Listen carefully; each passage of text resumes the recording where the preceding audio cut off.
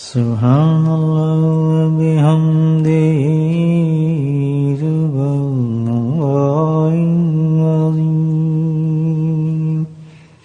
سبحان اللہ وبحمدہ سبحان اللہ العظیم سبحان اللہ وبحمدہ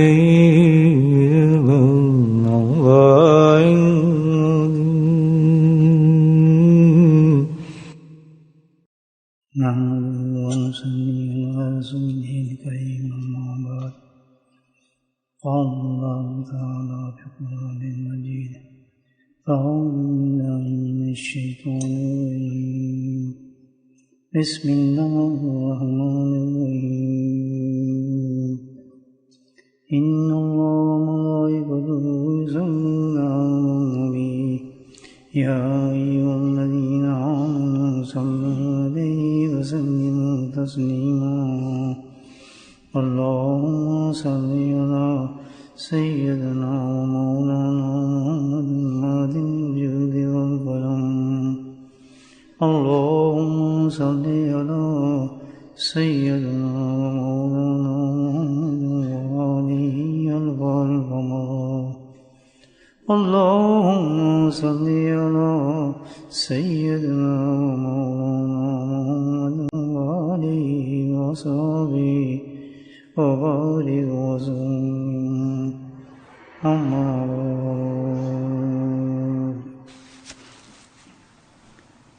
نبی کریم صلی اللہ علیہ وسلم کا ارشاد ہے الدنیا ما فیہا ملونۃ الا ذکر اللہ.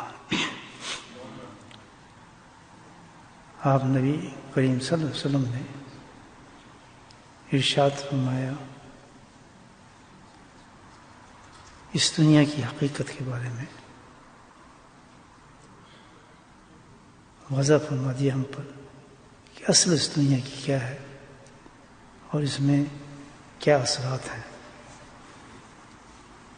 ہر چیز میں اللہ نے کوئی تاثیر رکھی ہے. جیسے پانی ہے، پانی پئیں گے تو ٹھنڈ لگتی ہے، آدمی کو پیاس بجھتی ہے. کھانے کی تاثیر یہ ہے کہ انسان کھاتا ہے تو پیٹ بھرتا ہے. گو کہ ہر چیز کی ایک تاثیر اللہ تعالیٰ نے رکھی ہے. تو اس دنیا کی کیا تاثیر ہے فرمایا اور دنیا وما فیہا، یہ دنیا جو ہے اور اس کے اندر جتنی بھی چیزیں ہیں اس کی جو تاثیر یہ ہے کہ یہ لعنت، مطلب لعنت سے مراد کیا ہے کہ جو کچھ بھی اس دنیا کے اندر چیزیں ہیں، اب کتنی چیزیں آپ بتائیں، انسان اسی زندگی کے اندر اس دنیا میں ہی قائم ہے. گھر بار، بیوی، بچے، کاروبار، سارا کچھ اس دنیا میں تھا انسان کا. تو فرمائیے سب کچھ جو اس دنیا کے اندر موجود ہے اس کی حقیقت یہ ہے کہ یہ لعنتون، مطلب کیا، ملون ہے. ملون اس کو کہتے ہیں کہ اللہ کی رحمت سے دور کر دینے والی چیزیں ہیں. ان تمام چیزوں میں دنیا میں جو چیزیں موجود ہیں اس کی حقیقت یہ ہے کہ یہ اللہ سے دور کرتی ہیں، انسان کو غافل کرتی ہیں. بال بچے، بیوی، کاروبار، گھر بار، سونا اٹھنا، چلنا پھرنا، جو کچھ بھی ہے یہ غافل کرتے ہیں اللہ سے. کیا غافل؟ کہ اللہ کے جو احکامات ہیں ہم پر، اللہ کے احکام کی فرما برداری، ان کا حکم ماننا، ان سب چیزوں سے ہمیں یہ غافل کرتی ہیں چیزیں. اور ظاہر یہ تو سب سے بڑے دشمن ہیں. جب انسان غفلت میں اس طرح رہا کہ اللہ کی نافرمانی کرتا رہا تو پھر تو آخرت ختم ہوگی اس کی، اسٹیٹ آف جہنم اس کے لیے. اب مسئلہ زبردست ہے. ہم نے اس دنیا میں رہنا بھی ہے. اسلام اس چیز کی اجازت نہیں دیتا کہ سب چھوڑ کے آپ چلے جائیں، جنگلوں میں چلے جائیں، کیونکہ یہ تو اللہ سے دور کرتی ہیں چیزیں. ہمیں کاروبار چھوڑ دیں، بیوی بچوں کو چھوڑ دیں، سب کچھ چھوڑ دیں. ادھر یہ فرمایا جا رہا ہے کہ یہ تو بہت زبردست خراب چیز ہے دنیا. اس سے بچو. تو اب اس کا حل کیا ہوگا؟ رہنا بھی اس دنیا میں، اس دنیا کو چھوڑنا بھی نہیں، حکم ہے اسلام کا. بیوی بچوں میں بھی رہنا ہے، کاروبار بھی کرنا ہے، گھر بار بھی کرنا ہے، سب کچھ کرنا ہے، اور غافل بھی نہیں ہونا.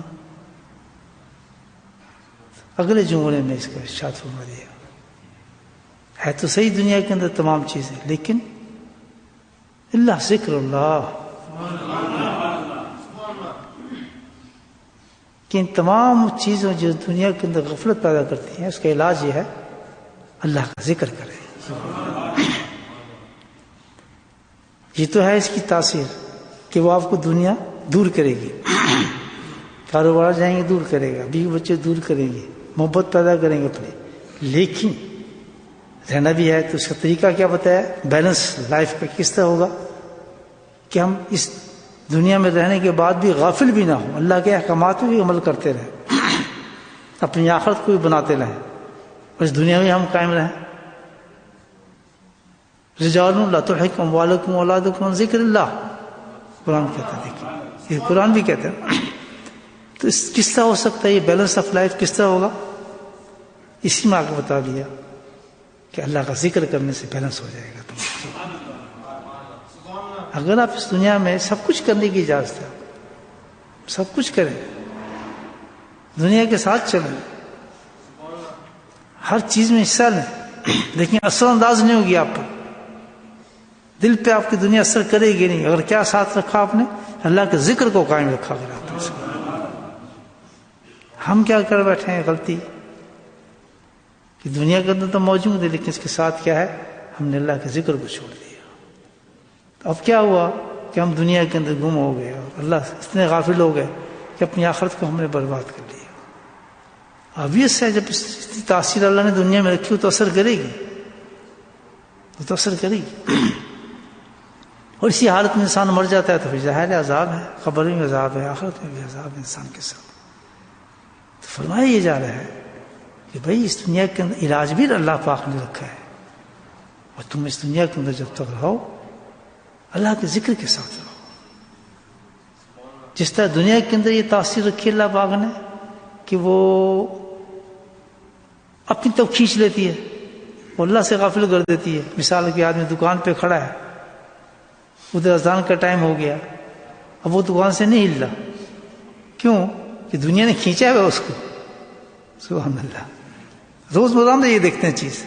آپ ٹیکسی چلا رہے ہیں، کاروبار میں کھڑے ہیں، کسی نوکری پہ کھڑے ہیں، ہماری روزمرہ کی زندگی ہمارے سامنے ہے. تو خود ہم اپنی زندگی بیلنس کر لیں نا لائف میں. چھوڑتے ہیں ہم اللہ کی نماز کی وجہ سے. اگر ایسی بات ہوتی چھوڑ رہے ہیں، حکم ہوتا اللہ تعالیٰ تو ہمیں کہہ دیتے کہ ٹھیک ہے بھائی فلاں فلاں آدمی آ جائے، فلاں بیشک مسجد میں نہ ہے. لیکن حکم یہ دیا نماز کا کہ جیسی اذان ہو اسی وقت سب کچھ چھوڑتے ہوئے تو مسجد کی طرف آ جاؤ. یہ طاقت ہمارے میں کیوں نہیں ہے؟ تو اس سے سارے حکامات نہیں تھے. ایک مثال آپ کو دی ہے، پورا دین ہے ہمارے پاس، پورا دین ہے، کوئی ایکسکیوز نہیں ہے اس کا. یہی چیز جو ہے ہمیں جہنم کی طرف لے کے چلی جائے گی. اور اللہ کی رحمت سے انسان دور ہو جاتا ہے. وہ دنیا کے اندر مست ہے، وہ کہتا ہے ٹھیک ہے اگر میں 15 منٹ جا کے مسجد میں نماز پڑھ لوں گا تو میرے تو اتنے گاہک چلے جائیں گے. 150 پاؤنڈ چلا گیا میرا. جس کو شیطان نے وسوسہ ڈالا نا تو وہ اس جگہ سے نہیں ہلا. یار میں نوکری سے میں ایسے کام چھوڑ دوں گا تو کام میرا تو ختم ہو جائے گا. لیکن اگر ہمت کرے اللہ تعالیٰ کہ نہیں میں تو نماز پڑھنی اس دنیا کے اندر، میں نے بھی زندگی گزاری یا آپ بھی زندگی گزارے، اگر نماز کا آپ مسلم ارادہ کر رہے، مجھے نہیں یاد پڑتا کہ کوئی چیز میرے راستے میں بیریئر بنی ہو.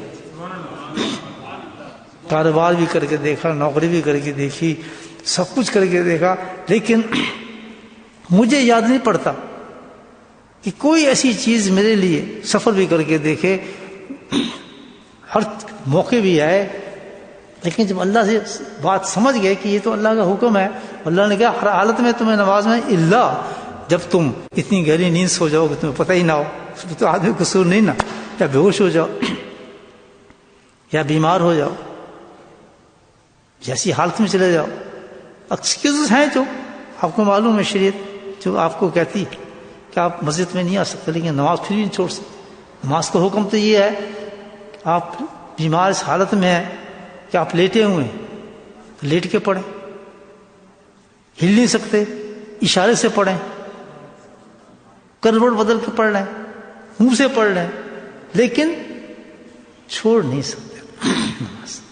جس کے اتنا سخت حکم ہو تو ایک دکان پہ کھڑا ہوا آدمی صرف 100 یا 150 پاؤنڈ کے لیے اس نماز کو چھوڑ رہا ہے، تو مجھے بتائیں اس نماز کے چھوڑنے پہ، اللہ کے حکم کو نہ ماننے پہ کتنا بڑا عذاب ہوگا۔ بعض تو فقہا کہتے ہیں، امام حنبل نے شاید انہوں نے کہا ہے کہ جو نماز جان بوجھ کے چھوڑتا ہے وہ کافر ہو گیا۔ بعض امام کہتے ہیں کہ بھئی یہ تو کفر سے ملا دینے والی چیز ہے۔ وہ حنیفہ شاید کہتے ہیں کہ مستقل اس کو جیل خانے میں پھینک دیا جائے جب تک کہ تو مکمل نہ کرے۔ انہوں نے تو مثال قانون بنا ہوا ہے، لیکن اس قدر ہم اس وقت آپ یہ دیکھ رہے ہیں اس دنیا کے اندر موجود ہیں، آپ روز ہمارا آپ یہ دیکھتے ہیں ہمارے گھروں کے اندر نماز کا کیا حال ہے، ہمارے بچوں کے ساتھ کیا حال ہے۔ تو یہاں اتنی بڑی حدیث اللہ کے لیے فرماتے ہیں کہ ملعون ہے وہ گھر، اس میں رحمت آ ہی نہیں سکتی، اس کے بچے میں رحمت آ نہیں سکتی۔ اس کی گھروں میں ایک عارضی چیز تو ہے، دولت آ رہی ہے، ایک روٹین میں تو کتوں کو بھی اللہ روٹی دے دیتا ہے، نہ مانوں کو بھی روٹی دے دیتا ہے، جانوروں کو بھی روٹی مل رہی ہے۔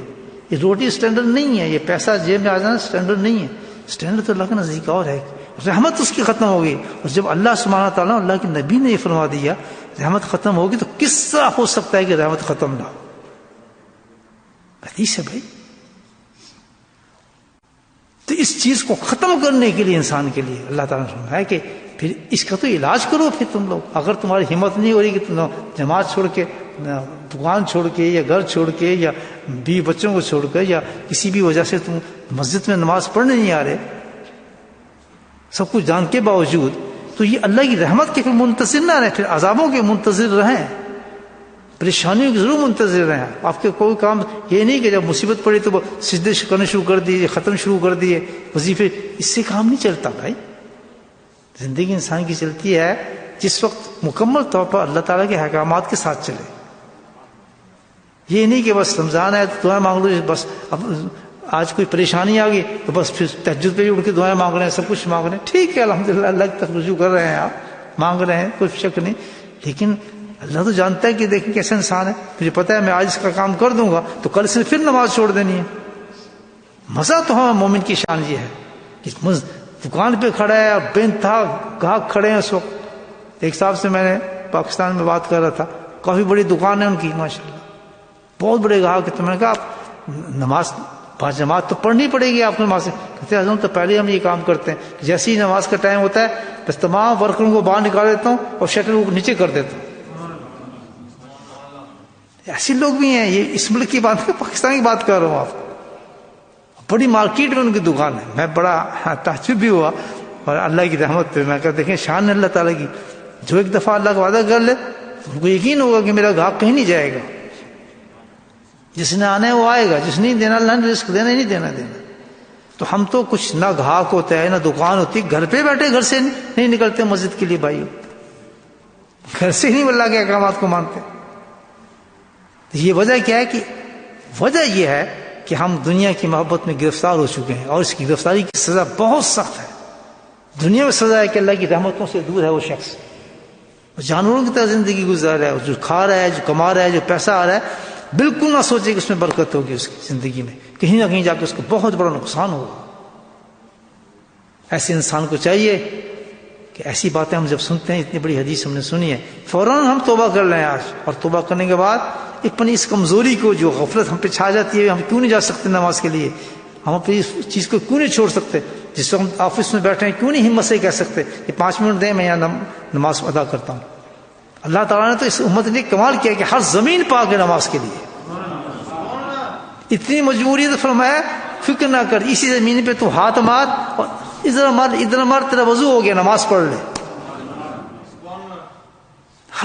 مکمل ہر چیز آسانی اللہ پاک نے دی ہے، لیکن شرم آتی جی، کہتے ہیں جی ہم اگر کہیں گے تو باس کیا کہے گا، فلاں کیا کہے گا، یہ نہیں پتا رب کیا کہے گا۔ اس وقت رب کے فرشتے کیا کہہ رہے ہیں، تمہارے حالات کس حالت پہ تم کھڑے ہو۔ ہمارے قبرستان بنے ہوئے ہیں، وجہ کیا ہے کہ ہماری کمزوری، اس کا علاج بتایا جا رہا ہے کہ اگر ہماری یہ حالت ہے تو پھر علاج کے لیے اللہ کا ذکر کرو. یہ اللہ کا وعدہ ہے کہ جس طرح میں نے دنیا کے اندر یہ اٹریکشن پیدا کی ہے کہ تمہیں وہ بے نمازی کر دیتی ہے، وہ تمہیں اللہ سے دور کر دیتی ہے، اللہ کے احکامات سے دور کر دیتی ہے، اس طرح میں نے اللہ کے ذکر میں اس سے زیادہ تاثیر رکھی ہے کہ جیسے تم ذکر کرو گے تمہیں میرے پاس کھینچتا چلا آئے گا. اللہ. حضرت سفیان ثوری کا مجھے ایک مقولہ یاد آتا ہے، کیونکہ بزرگ بنے اسی طریقے سے، وہ بھی اس دنیا میں تھے، دنیا پہ غالب تھی، لیکن جس چیز کو انہوں نے پکڑا پھر اس کی مثالیں دیتے ہیں. سفیان ثوری رحمۃ اللہ بہت بڑے بزرگوں میں گزرے، بہت بڑے قابلین میں سے، یعنی اتنے بڑے اللہ والے تھے. آپ خود سوچیں کہ کتنا گہرا اللہ سے تعلق ہوگا ان کا. ان کی مناقب میں لکھا ہے کہ جو وقت کا خلیفہ تھا تو اس نے کوئی غلط کام کیا، یا آج کل کے بادشاہ نہیں، خلیفہ کو بہت طاقت ہوتی تھی زمانے میں، تو وہ فقیر آدمی تھے، درویش آدمی تھے، اور اللہ سے تعلق تھا ان کا. تو انہوں نے کہا کہ تو یہ غلط کام کر رہا ہے، تو شریعت کی خلاف ہے، تو نے کام کیا. اس نے تیری ضرورت نہیں، کیسے تو میرے سامنے یہ بات کرتا ہے. بادشاہ نے کہا اور تجھے پتہ نہیں میں کون ہوں؟ وزرا ساتھ تھے ان کے، کہتے اس کو پکڑو، پھانسی دے دو فوراً. اس تو اتنی طاقت رکھتے تھے نا اس زمانے کے بادشاہ، کوئی عدالتیں تو نہیں تھیں، پھانسی دو اس کو. 2 دن کے بعد اس کو پھانسی دے دی جائے. تو انہوں نے بڑے اطمینان سے بیٹھے تھے، اسی طرح بیٹھے رہے اور کہنے لگے کہ ساتھی نے پوچھا تھا آپ گھبرائے نہیں اس بات پر؟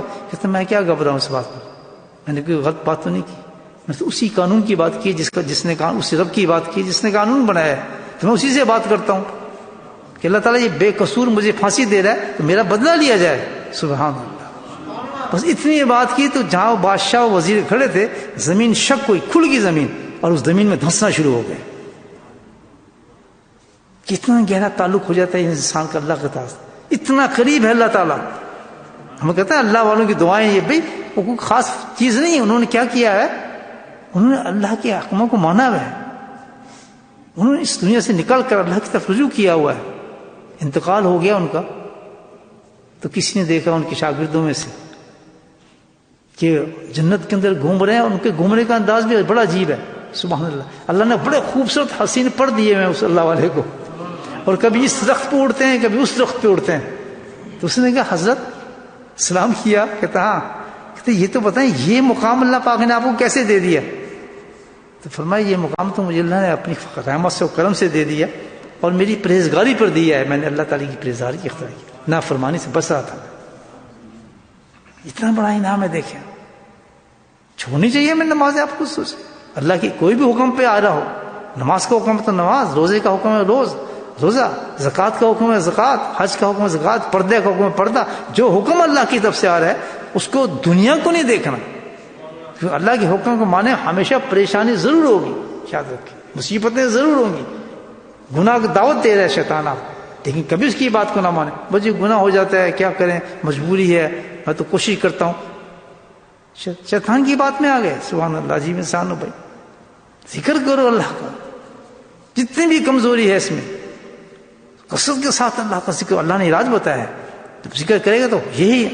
حضرت ثوری رحمۃ اللہ کی بات بتا رہا ہوں آپ کو، وہ کیا فرماتے ہیں، کتنی بڑی بات انہوں نے کی ہے. کہتے ہیں یہ اللہ کا ذکر جو اللہ تعالیٰ نے اتنی بڑی نعمت دی ہے ذکر کرنے والے کو، کہ جس کے لیے وہ اعلان کر رہا ہے کہ میں دنیا کے اندر جس ملعون کو ہے اس کے اندر میں نعمتیں نہیں ہیں، وہ میں لوگوں کو جو دیتا ہوں، کسی کو سلطنت دے رہا ہوں، کسی کو بادشاہت دے رہا ہوں، کسی کو وزارت دے رہا ہوں، کسی کو بلڈنگیں دے رہا ہوں، کسی کو دنیا دے رہا ہوں، اولادیں دے رہا ہوں. یہ سب نعمتیں لے رہے ہیں لوگ، پہنچ رہی ہیں، لیکن ان کو پتہ نہیں ہے کہ سب سے بڑی نعمت جو میں دے رہا ہوں اس شخص کو دے رہا ہوں جو میرا ذکر کر رہا ہے. یہ کام آپ یہ خود کر رہے ہیں. سبحان. یہ چیزیں اگر ہمارے اندر سوچنے کی صلاحیت آ جائے، یہ شیطان نے یہ بھی دبا دیا ہے کہ ہم اللہ کے انعامات کو بھی محسوس نہیں کرتے. اللہ کے انعامات کو محسوس کرنا ہمارے دل نے انکار کر دیا ہے. ابھی میرے پاس آج یہ مرسڈیز گاڑی آپ کی ہے، دل خوش ہو جائے گا، مبارکباد ہوں گے. سبحان اللہ. اللہ نے کی تعریف کی ہے اس بات کی، کیونکہ جی مکان آپ کے نام ہے اور مجھے مکان کی ضرورت ہے، بڑے خوش ہوں گے، رات کو نیند نہیں آئے گی، کہیں اللہ نے اس کی تعریف کی ہے. سبحان اللہ. اور جس اللہ نے تمام چیزوں سے نکال کے آپ کو شب جمعہ کے اندر مسجد میں بٹھا کے اللہ کا ذکر کر رہا ہے، یہ ہے تعریف کی بات۔ اس کو مبارکباد دینی چاہیے کہ ہاں یار کتنا کمال بات ہے، کروڑوں انسانوں سے اللہ تجھے یہاں لے آیا، اللہ کے ذکر میں لیا ہے، اتنی عظیم رات میں تو اللہ کو یاد کر رہے ہیں، یہ کیا ہے، کتنا بڑا تیرا کرم ہو گیا۔ تو امام سوری فرماتے ہیں کہ یہ جو ہے جس کو اللہ اتنا بڑا انعام بتا رہا ہے، اتنا بڑا رش کا مقام ہے، تو کیا تم سمجھتے ہو کہ ذکر ایسی چیز ہے؟ فرمایا خبردار، اگر یہ نعمت تمہیں مل جائے، اگر یہ نعمت اگر یہ مل جائے، وہ امام سوری کہہ رہے ہیں کہ ہر ایک کو نہیں ملتی یہ، بولے سبحان اللہ۔ اس کو معمولی چیز مت سمجھنا کہ صبح آ کے تم نے ذکر کر لیا یا شام کو بیٹھ کے ذکر کر لیا، خود جو بتایا گیا وہ ذکر کر رہے ہیں، اس کو معمولی مت سمجھو، معمولی مت سمجھنا، کیونکہ اللہ نے وہاں اعلان فرمایا ہے اس ذکر کے بارے میں۔ یہ امام سوری فرمایا کہ میں بنا اس ذکر کی وجہ سے، دنیا میری نکلی کیسے ہے، میں نے دنیا کو چھوڑ کے اس طرف میں کیسے آ گیا، ذکر نے کھینچے ہیں مجھے۔ فرمایا ذکر میں اللہ نے یہ تاثیر رکھتی ہے کہ جائے جیسے بھی تم ذکر کرو کھینچتا لے آتا اللہ کی طرف، تمہیں کھینچتا لے آئے گا اللہ کی طرف، اللہ کے احکامات کی طرف رجوع کر دے گا۔ اصلاح بھی ہوگی ذکر سے، فرمایا دل بھی منور ہوگا اللہ کے ذکر سے تمہارا، اور اللہ کی محبت اور معیت بھی تمہیں نصیب ہو جائے گی۔ یہ کتنی بڑی چیز ہے اللہ کا ذکر، منہ نہیں ہلتا ہمارا اللہ کے ذکر کے لیے، نمازیں چھوڑ دیں، بھائی بیمار ہیں ہم، اللہ کا جو احکامات نہیں مانتا وہ بیمار ہے شخص، وہ کرونک قسم کا بیمار ہے، اس کو بہت سخت ضروری ہے موت جلدی نہ آ جائے اس پہ، کہ اس سے پہلے خود بھی اپنی اصلاح کرے، اپنے گھر والوں میں دیکھے ان کی اصلاح کرے، ان کو بتائے کہ تم یہ کیا کام کر رہے ہو بھائی، موت سر پہ کھڑی ہے ہمارے، اور یہ ہو کیا گیا ہے، کیا کام تم لوگ کر رہے ہو۔ محبت سے پیار سے جس مسئلے سے چاہے ان کو سمجھائے، ضروری نہیں ڈنڈے اٹھا رہے جو جوتے مارنا شروع کر دے، ان کو اس چیز سے نکالنا ہے جہنم کی آگ سے، بولے سبحان اللہ۔ یہ کتنی بڑی بات ہے آپ سوچیں، اور سب سے بڑی چیز کیا آپ سوچیں، کہ ہم احساس ہو جائے اس چیز کا کہ اللہ کا یہ نعمت کتنی بڑی نعمت ہے، کہ اس سے زیادہ خوشی ہو جائے دنیا کی کوئی چیز ہمیں میسر ہے، اور اس سے بڑا انعام کہ اللہ تعالیٰ کسی اپنے دوست کے پاس بھیج رہا ہے اور باقاعدہ آپ کو ذکر بتایا جا رہا ہے، ذکر سکھایا جا رہا ہے، اور آپ اس کو کر نہیں رہے۔ یہاں ایک نقطہ آپ کو بتاتا چلوں کہ سب سے بڑا ہمارا دشمن کون ہے، جس کو اللہ نے کہا ہے سب سے بڑا دشمن بتائیں، جس کو اللہ نے کہا ہے بہت بڑا دشمن شیطان ہے، اور اس کی ہماری دشمنی کیا ہے مجھے بتائیں۔ وہ ہمیں روٹی سے روکتا ہے، کاروبار سے روک رہا ہے، آپ کو ٹیلی ویژن سے روک رہا ہے، بے پردگی سے روک رہا ہے، بدماشیوں سے روک رہا ہے، آپ کو انٹرفیئر کر رہا ہے، نیند سے بگا رہا ہے، کچھ بھی نہیں کہہ رہا آپ کو۔ اس کی سب سے بڑی دشمنی یہ ہے کہ اللہ سے روکتا ہے ہمیں، وہ کہتا ہے اللہ کی طرف تجھے نہیں جانے دوں گا۔ اور سب سے بڑا راستہ اللہ تک پہنچنے کا جو حدیث تاریخ کون سا ہے، اللہ کا ذکر ہے۔ تو ایک چیز یاد رکھنے کی، آپ بیعت ہوئے، بیعت ہونے کے بعد آپ کسی اللہ سے ذکر بھی لیا، بچے نہیں آپ، وہ چھوڑے گا نہیں آپ کو، وہ چھوڑنا نہیں ہے اس نے، جب تک انسان کی موت نہیں آتی وہ کھڑا ہے بالکل بے فکر نہ۔ تو پھر وہ کیا کام کرتا ہے، وہ انسان کے دل میں وسوسے پیدا کرتا ہے۔ کیا پیدا کرتا ہے؟ وسوسے، تھاٹس پیدا کرتا ہے، کس کے خلاف؟ اس چیز کے خلاف جو آپ کو اللہ کی طرف لے جانے والی چیز ہے۔ کہے گا چھوڑو یار اتنا فائدہ، کیا فائدہ ہو رہا ہے ذکر کا، مزہ ہی نہیں آ رہا، کچھ نہیں آ رہا، یا کچھ سمجھ نہیں آ رہا ہمیں ذکر کا، ہم تو اتنے عرصے ذکر کر رہے ہیں۔ اور ہوتا کیا ہے کہ اچھا خاصا ذکر کرتے کرتے یہ وسوسے اس کو ڈال کے انسان کو ڈاؤن کرنا شروع کر دیتا ہے۔ اچھا خاصا انسان ذکر کرنا، یار دیکھو کوئی فائدہ تو ہے نہیں ذکر کا، ہمیں تو پتہ نہیں ویسی، یا کوئی لطف نہیں آ رہا، کوئی مزہ نہیں آ رہا، اور یہ اور وہ ہزاروں وسوسے کرتے کرتے اس کو اللہ کے ذکر سے فارغ کرنا چاہتے ہیں۔ نتیجہ کیا ہوتا ہے؟ تو آہستہ آہستہ اس کو مزہ نہیں آ رہا، اور حقیقت یہ ہے کہ ذکر مزے کے لیے ہے ہی نہیں۔ اللہ کی کوئی عبادت مزے کے لیے نہیں ہے، نماز کوئی مزے کے لیے نہیں ہے۔